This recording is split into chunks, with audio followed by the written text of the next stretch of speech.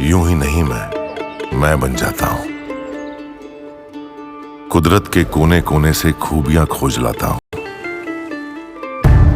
गुणवत्ता की गहराइयों का गोताखोर हूं मैं। यूं ही नहीं मैं रजनीगंधा बन जाता हूं। बहराइच एनकाउंटर की जो कहानी पुलिस ने बताई है उसके मुताबिक यह एनकाउंटर बहराइच में ही तब हुआ जब पुलिस आरोपियों को लेकर भारत नेपाल बॉर्डर के पास पहुंची।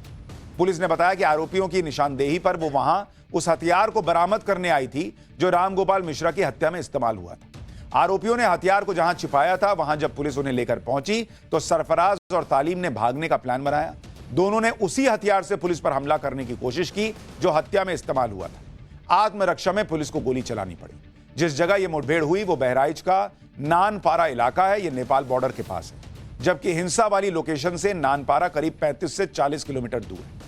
एक बार सुनिए बहराइच की एसपी वृंदा शुक्ला ने इस एनकाउंटर के बारे में क्या बताया।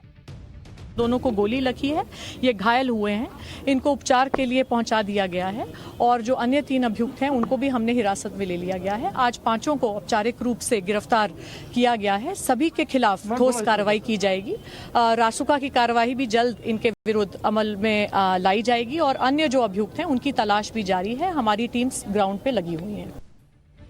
बहराइच हिंसा में सरफराज का पकड़ा जाना पुलिस की बड़ी कामयाबी। हिंसा की पूरी स्क्रिप्ट में कौन कौन शामिल था यह सामने आ सकेगा। दुर्गा विसर्जन के जुलूस पर हमले की प्लानिंग क्या पहले से थी, अब यह भी खुलासा हो पाएगा। रामगोपाल मिश्रा को झंडा बदलने के लिए गोली ही क्यों मारी, इसकी इनसाइड स्टोरी भी पता चलेगी। यह भी खुलासा हो पाएगा कि क्या बहराइच में रामगोपाल को मारने के पीछे बड़ा दंगा भड़काने की साजिश तो नहीं थी। यूपी पुलिस की गिरफ्त में आया सरफराज अब यह राज खोलेगा कि धार्मिक यात्रा के दौरान उसकी छत पर पहले से पत्थर और रॉड डंडे कहां से आए थे। बहराइच कांड में जो बाकी नामजद आरोपी फरार हैं वो भी अब जल्द पकड़े जा सकेंगे, ये उम्मीद जगी। बहराइच में रामगोपाल मिश्रा की हत्या और उसके बाद भड़की हिंसा में यूपी पुलिस अब तक 57 आरोपियों को अरेस्ट कर चुकी है। 13 एफआईआर हुई है। यूपी पुलिस इस मामले में बेहद सख्त एक्शन ले रही। इस मामले में अफवाह फैलाने वाले, साजिश रचने वाले और आरोपियों को शरण देने वाले सभी पर एनएसए के तहत कार्रवाई हो जाएगी। बहराइच एनकाउंटर में ठीक वैसी ही राजनीति भी शुरू हो गई है जैसे हर एनकाउंटर के बाद होती, क्योंकि इंडी गठबंधन तो हर एनकाउंटर पर सबसे पहले आरोपी की जाति और धर्म ढूंढने लगता है। बहराइच एनकाउंटर में जिन आरोपियों को पकड़ा गया वो अखिलेश यादव के वोट बैंक से जुड़े हैं, इसलिए समाजवादी पार्टी तुरंत एक्टिव हो गई। अखिलेश यादव ने कहा कि यूपी सरकार अपनी नाकामी छिपाने के लिए एनकाउंटर कर रही है, एनकाउंटर से डराया जा रहा है। सुनिए जरा अखिलेश यादव। और फिर ये इनकाउंटर, हाफ इनकाउंटर ये डराने के लिए हैं। आप मुझसे ना नाम बताते ना कुछ बताते तब भी मैं कह सकता था कि इनकाउंटर किसका किया इन्होंने। इनकाउंटर करना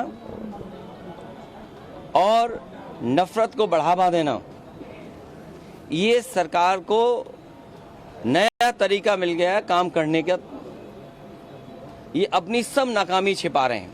हमारे साथी ये पूछ रहे हैं कि आप क्या करते या क्या परिवार से मिलेंगे। जो दुखी परिवार होगा उसको न्याय दिलाने के लिए हम लोग काम करेंगे। हुई नहीं है, घटना कराई गई है और कराई गई के लिए दोषी कौन होगा। अगर जान गई है किसी की भी, हम दुख में शामिल हो सकते हैं, मुख्यमंत्री जी मिल सकते हैं, लेकिन कराई किसने है इस पे आप लोग बेहतर जानते होंगे।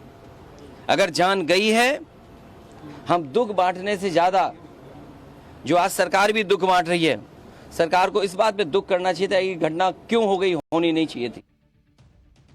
अखिलेश यादव कह रहे हैं कि आप जिनका इनकाउंटर हुआ है उनका नाम नहीं भी बताते तो मैं समझ जाता वो किस धर्म जाति से। लोग तो ये भी कह रहे हैं सर कि अगर आप नेता का चेहरा नहीं भी दिखाते और ये बयान सुनवाते तो हम बता देते कि ये कौन नेता ऐसा बयान दे रहा होगा। बहराइच एनकाउंटर पर अखिलेश यादव की उलझन साफ देखी जा सकती है। जब वो मीडिया के सामने आए तो लंबा चौड़ा बयान तो दिया, लेकिन कहीं भी पीड़ित रामगोपाल मिश्रा का नाम नहीं लिया। अखिलेश यादव ने यह तक कहा कि सरकार पीड़ित परिवार से मिल सकती है, लेकिन यह नहीं बताया कि वो पीड़ित परिवार से मिलने के लिए किस मुहूर्त का इंतजार कर रहा है। यही पीड़ित परिवार उनकी पीडीए वाली राजनीति से होता तो तुरंत उससे मुलाकात करने कैसे वो सुल्तानपुर डकैती कांड में मंगेश यादव के परिवार से मिले थे, पहुंच जाते हैं उसी तरह से। अब जब आरोपियों का एनकाउंटर हो रहा है, पैर में गोली लगी है, तब इतना दर्द है और रामगोपाल मिश्रा की छाती छलनी हो गई तब तो इतना दर्द नहीं था। आप यह भी देखिए कि जब यह घटना हुई थी तब भी अखिलेश यादव आरोपियों के साथ खड़े दिख रहे थे। तब उन्होंने रामगोपाल मिश्रा के हत्यारों पर सवाल उठाने के बजाय यह कहा था कि जुलूस का रूट क्या है, लाउडस्पीकर क्यों बजाया जा रहा था। सुनिए एक बार आंखें और कान खोलकर अखिलेश यादव का बयान तब क्या था जब रामगोपाल मिश्रा की मौत हुई थी। जिस समय ये प्रोसेशन निकलने का काम शुरू हुआ, कम से कम प्रशासन को इस बात का ध्यान रखना चाहिए था कि जो प्रोसेशन निकल रहा है उसका रूट क्या है, रूट पे पूरी सुरक्षा है कि नहीं है, पर्याप्त पुलिस है कि नहीं है, और उसके साथ साथ उन लाउड स्पीकर्स पे क्या बजाया जा रहा है। अगर ये बात मैं कहूँ तो हो सकता है सरकार कुछ और बात कहे, लेकिन कम से कम प्रशासन को ये ध्यान रखना चाहिए था कि आखिरकार क्या बजा रहे हैं, क्या किसी को अपमानित कर रहे हैं। तो ये पूरी जिम्मेदारी शासन की थी, सरकार की थी। शासन की चूक की वजह से इतनी बड़ी घटना हुई। आपने दोनों बयान सुन लिए। हत्या के आरोपियों को एक गोली पैर में लगी तो अखिलेश यादव क्या कह रहे थे, और जब रामगोपाल मिश्रा को मारा गया तो डीजे पे अपमानित करने वाले गाने तो नहीं बज रहे थे। अरे बॉस, डीजे में अपमानित करने वाले गाने बजेंगे तो किसी को मार दीजिएगा क्या बॉस? यह कौन सा हिसाब हुआ? नेता चुनाव की भाषा समझते, नेता वोट की भाषा समझते हैं, और इसलिए रामगोपाल मिश्रा की मौत पर अगर नेताओं को दुख नहीं होता है तो उसके लिए जिम्मेदार वो हिंदू वोट है जो जाति में बंटता है।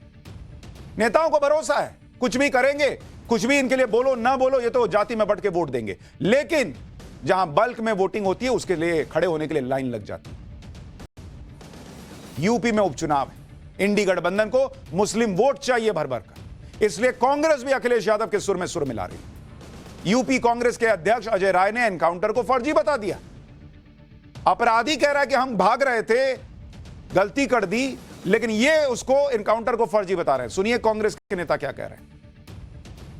ये पहले से फर्जी इनकाउंटर करा रही है, चाहे वो मंगेश यादव का हो, अजीत प्रताप सिंह का हो, चाहे ये बहराइच, ये केवल और केवल अपनी फेलिवर को, अपनी कमियों को छिपाने के लिए की, और सरकार केवल और केवल दंगा कराना और फर्जी इनकाउंटर कराना। दंगाई तो दंगाई है।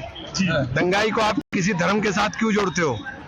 जिन्होंने दुकानें जला करके खाक कर दी, पूरी मार्केट जला दी और घरों में घुस करके औरतों के साथ बदतमीजी की, उनका भी इलाज करना चाहिए। उत्तर प्रदेश में इतना भीतर घात है, बीजेपी में इतना योगी जी की कुर्सी खतरे में है और डावाडोल स्थिति है कि वो उसी को बचाने में लगे हुए हैं। उत्तर प्रदेश में फर्जी एनकाउंटरों की एक लिस्ट है, चाहे वो विकास दुबे हो, चाहे अभी वो यादव जी का हुआ। अब इस तरह की बातें कि उत्तर प्रदेश की जो पुलिस एक रूट पर व्यवस्था नहीं कर सकी, वो एनकाउंटर करने में सबसे आगे रहती है। चप्पल पहन के करना पड़े फिर भी दौड़ के एनकाउंटर करते हैं। बहराइच में जिनका एनकाउंटर हुआ उनका नाम सरफराज और तालीम निकला, तो असदुद्दीन ओवैसी कैसे चुप रहते भाई? ओवैसी ने भी एनकाउंटर को लेकर योगी सरकार को निशाने पर लेते हुए ट्वीट कर दिया कि बहराइच हिंसा के आरोपियों का पुलिस से एनकाउंटर का सच जानना मुश्किल नहीं है। योगी की ठोक